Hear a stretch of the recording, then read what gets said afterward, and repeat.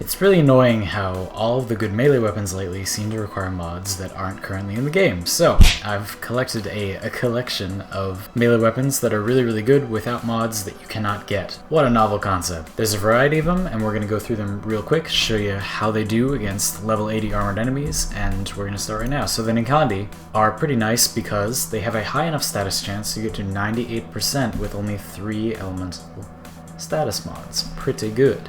So, we're going to add a bunch of attack speed to that, and then emphasize corrosive as our status, so that we're getting more corrosive than blast. This will give us both guard control and really good armor stripping, and then some base damage, and that's it. Atlantis Vulcan, the Ninkondi stance, is really fun. It's not that complicated, but it's really fun. So I'm gonna add a couple of these. And I'm using Wukong so that we don't have to worry about actual damage while we're doing this, but this weapon has good crowd control, so you should be alright. See, it'll knock these guys down immediately because of the blast procs, and then start ripping through their armor real good. There we are. Now Berserker's sped up, so it should be a bit faster this time. Keep in mind these are level 80 heavy gunners. Here's a normal enemy. Kills it very quick, very nice. And you can of course handle the heavy gunners because although it doesn't instantly kill them, it knocks them down as you're attacking them, so you're not going to take damage. Next up we got Telos Boltace. So this weapon is very good as a body count blood rush weapon with a particular build, but it's also pretty good if you don't use crit stats at all. So here's the build I prepared. The big kicker here is Relentless Combination. So when you do a spin attack with this weapon, you get this. You see that wave of energy? That? Well, that wave not only is increased in range by primed reach, but it also has a 100% proc chance for slash. So if you get a big group of enemies and you do your slash wave on them, they will all get a slash proc, and then that'll give you a ton of combo counter ticks. By doing that, you can very quickly build up your combo counter to a high level, giving you, a 3-ish damage multiplier on all of your damage. That means that this weapon can quickly achieve a good time to kill without any sort of damage scaling besides the base combo counter. So I put in Drifting Contact so that we can actually use that, and then just a ton of base damage and a bit of attack speed. So see, I'm going to slash all these guys. See, they're bleeding for a bunch. Now check out my combo counter. We're already at 3 times. There we go. So now we're going to start attacking, and you're going to see that even against these heavy gunners, we're killing them alright. Killing them alright. Not great, but not bad, right?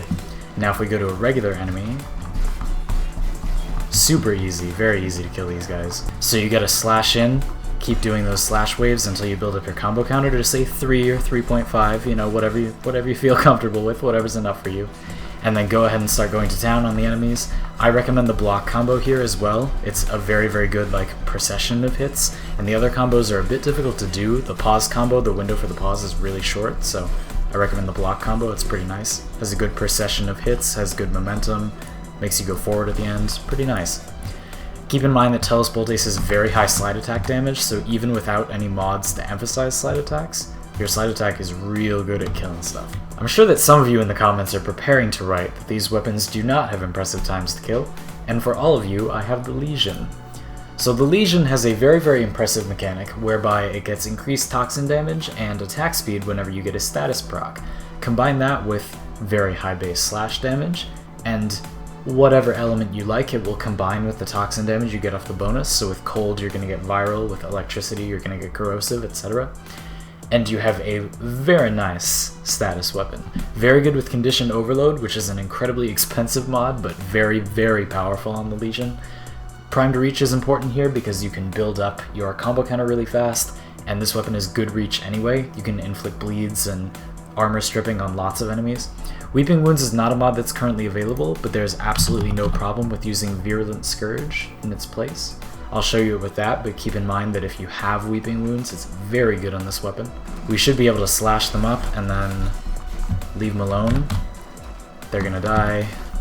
So see, you do not have to completely kill enemies. You can just slash at them a little bit and then they will die from the bleeds that you inflict. So not a weapon that you need to sustain attacks against, a fairly good hit and run weapon. Relentless Combination could be good on this weapon, I just don't like it because, remember, you're not going to get lots of combo counter ticks if your target dies.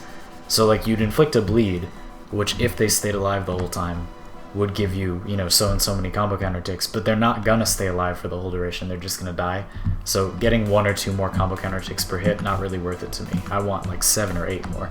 Aha, the next member of the list is a little bit different. So it does not need to be a ceramic dagger specifically, you can do this with any dagger.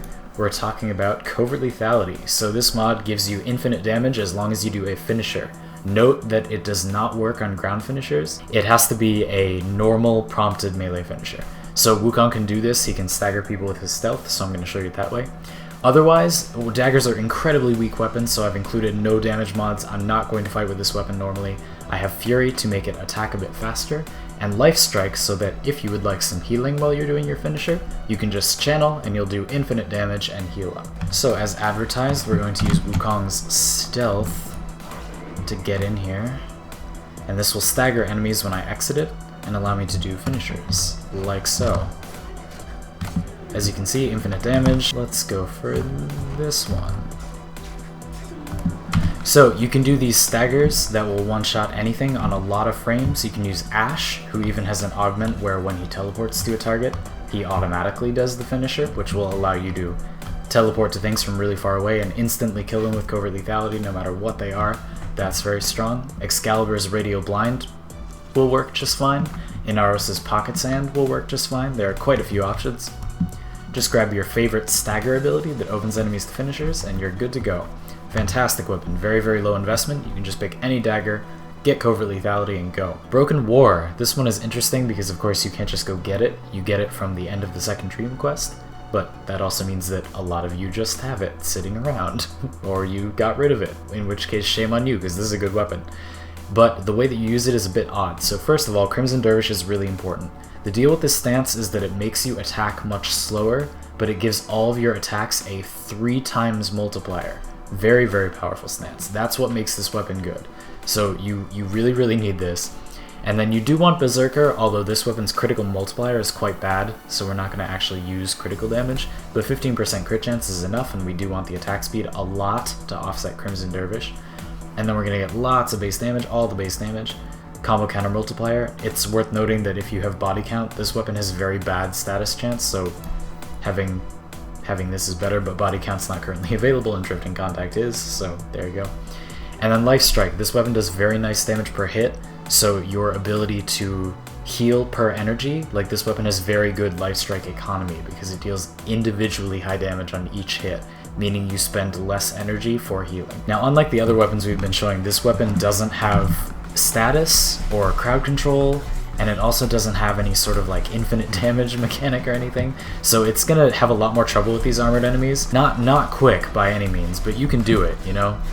So again, a less strong weapon, but a normal kind of weapon, and it does fine against basic units, you know. Last but by no means least, we have the Lacera. So this weapon has the highest status chance of all melee at 45% base. If you have Drifting Contact, this weapon is already at 90% status chance, and it's got pure electricity damage, meaning that, as you can see, I now have pure corrosive damage on a status weapon, obviously very powerful. However, for this weapon, I'm going to be straight with you. I'm not quite sure what to put in this slot. So we already have our toxin damage and our electricity damage. We've already got our 1 dual stat mod and our Drifting Contact putting us in 90% status. And then we got Fury, Primed Reach, which is not necessary but good on Blade Whip weapons. And then Pressure Point. So you could put, so Focus Energy gives you more electricity damage, but I'm playing Wukong, so I don't really want to channel because I'm going to run out of energy and die. But that's good. You could use channeling on this weapon, sure. Or if you have the dual stat electricity mod, which is rare, you can only get it from Barokatir at the moment, do that, but the whole point of this build is assuming you don't have the platinum to buy those things, so I just stay up my corrosive damage as much as possible. If you have Primed Fury, which I will have in just a few days, then Spoiled Strike could be a good option. Very, very nice corrosive damage there, but that speed's a bit slow. Let's go ahead and test it with that. I'll do it like this, and you know, if you have Primed Fury, know that this will get much better.